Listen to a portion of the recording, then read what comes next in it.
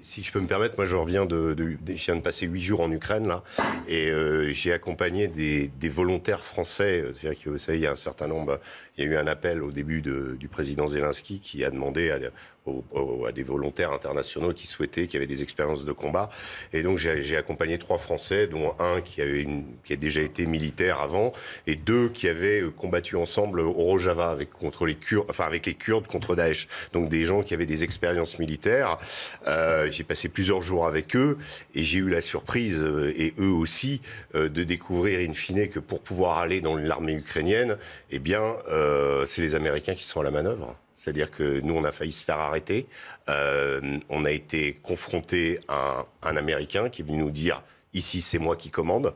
C'est pas les Ukrainiens qui commandent, c'est moi qui commande. Je parle de la formation et de l'enrôlement dans l'armée ukrainienne de volontaires internationaux. Voilà. Le type m'a même donné son nom. C'est un ancien de la guerre d'Irak. J'ai fait mes vérifications. C'est un reportage qu'on peut retrouver dans le Figaro Magazine de cette semaine.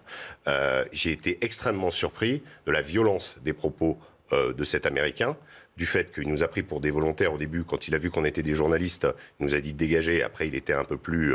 mais en l'occurrence, c'est moi qui commande. Vous enlevez les puces de vos portables, surtout les puces internationaux. On vous donnera d'autres puces, etc. Et ensuite, on signe un contrat jusqu'à la fin de la guerre. Voilà Attendez, il stipule quoi ce contrat ? Il stipule que vous combattez jusqu'à la fin de la guerre dans l'armée ukrainienne.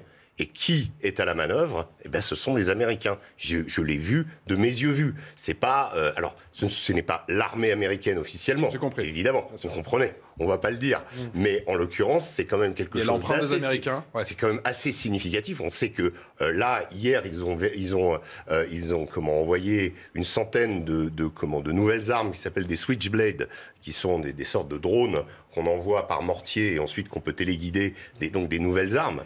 Officiellement, ils l'ont fait et ils vont le faire. Donc, ils ont quand même opéré, par rapport à ce que dit Karim, c'est quand même la vérité.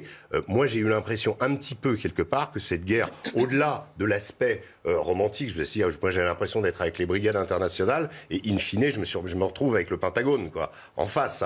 Donc, cette guerre, c'est quand même une guerre russo-américaine, c'est quand même ça, le fond du problème, et les Européens et tout le monde autour, c'est un peu à la marge. Voilà.